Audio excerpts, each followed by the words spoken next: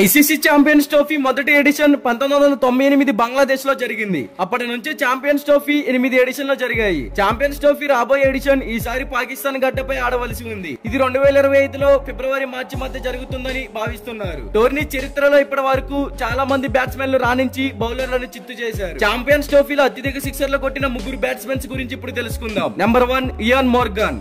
ఈ జాబితాలో ఇంగ్లాండ్ మాజీ ప్రపంచ విజేత ఇయాన్ మోర్గాన్ 3వ స్థానంలో ఉన్నాడు. మోర్గాన్ 2009 నుంచి 2017 మధ్య ఛాంపియన్స్ ట్రోఫీలో 13 మ్యాచ్లు ఆడాడు. ఈ సమయంలో అతను 439 పరుగులు చేశాడు. అందులో అతని బ్యాట్ నుంచి 14 సిక్సర్లు వచ్చాయి. ఈ ఎడమ చేతి వాటం బ్యాట్స్మెన్ కు టోర్నీలో 4 అర్ధ సెంచరీలు కూడా ఉన్నాయి. Number 2 Chris GAIL.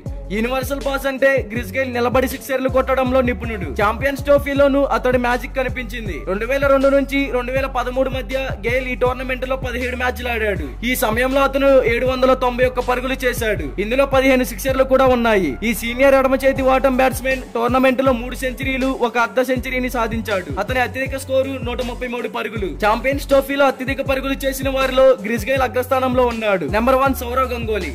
ఛాంపియన్స్ ట్రోఫీలో అత్యధిక సిక్సర్లు బాదిన ఆటగాడిగా సౌరవ్ గంగోలీ నిలిచాడు. ఈ టోర్నీలో భారత మాజీ కెప్టెన్ 17 సిక్సర్లు కొట్టాడు. గంగోలీ తొలిసారిగా 1998లో ఛాంపియన్స్ ట్రోఫీ ఆడగా చివరిగా 2004లో ఆడాడు. అతను ఆడిన 13 మ్యాచ్ల్లో 655 పరుగులు చేశాడు. ఈ సమయంలో గంగోలీ 3 సెంచరీలు, హాఫ్ సెంచరీలు కూడా చేశాడు. టోర్నీలో గంగోలీ అత్యధిక స్కోరు 141 పరుగులు. ఛాంపియన్స్ ట్రోఫీలో శిఖర్ ధవన్ తర్వాత అత్యధిక పరుగులు చేసిన రెండో భారత బ్యాట్స్మెన్ గా గంగోలీ నిలిచాడు. ఇలాంటి క్రికెట్ అప్డేట్స్ కోసం మన ఛానల్ ని సబ్స్క్రైబ్ చేసుకోండి. అలాగే ప్రక్కనే ఉన్న గంట సింబల్ యాక్టివేట్ చేసుకోండి. Thank you for watching.